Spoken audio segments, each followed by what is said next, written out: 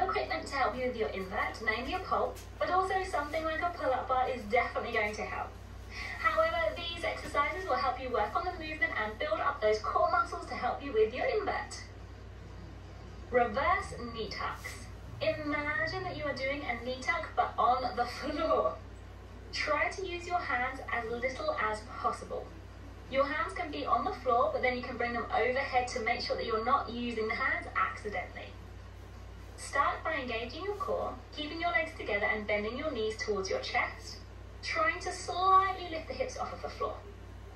From there you can get higher and higher and higher each time until you can take your feet overhead in a pike or a straddle. It's really important to make sure you are not using momentum, so you're not using the swing of the legs, you're really focusing on core activation to help you lift in the right way. So this should feel as close to your knee tuck as possible while you're lying on the floor. Try and do 3 sets of 10 of these with the hardest you can do without using momentum. So go super slow if you feel like you can. Fish. Start in a crunch position, lifting your head and shoulders off the floor and engage your core. If this feels super easy, try to take your feet off of the floor. Now if this feels easy, try to straighten out your legs. And if this feels easy, try to bring your arms overhead and hold. Try not to let your stomach down, try and use all of your core as much as possible. You can then reverse this, bringing your arms forward, bending your knees towards your chest, lowering your feet, and of course lowering your head to finish. You can stop in whichever position feels good to you, and try and hold your chosen position for 30 seconds, 3 times through. Try 3 sets of 20. Leg lift. So this is going to help you control the legs in that invert.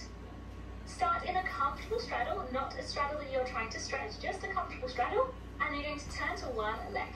Keep your back straight, squeeze your quads and point your toes, and lift that leg up and down and up and down. When you've done one leg, move to the opposite leg. And when you have done both, take your hands in between the legs. You can lean back slightly for this one.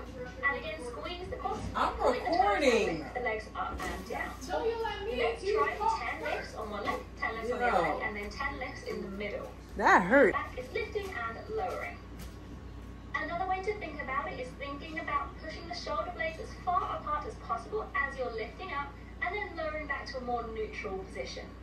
Again, this push is coming from straight arms, so it's not a press up. Try 3 sets of 10 pushes. Commandos, or a forearm plank to a straight arm plank. You can start in either position. We are trying to move from a forearm plank to a straight arm plank and keep repeating over and over again. Keep your core nice and tight. From the forearm plank, you're going to take one palm to the floor and push. As you start to lift up, take the second palm to the floor and push. You're then going to lower back down with the first arm on a forearm, followed by the second arm on a forearm. I then try and reverse it, so you're then leading with the second hand. As much as possible, keep a straight line from your shoulders to your hips to your feet. Try not to let your bum lift too much.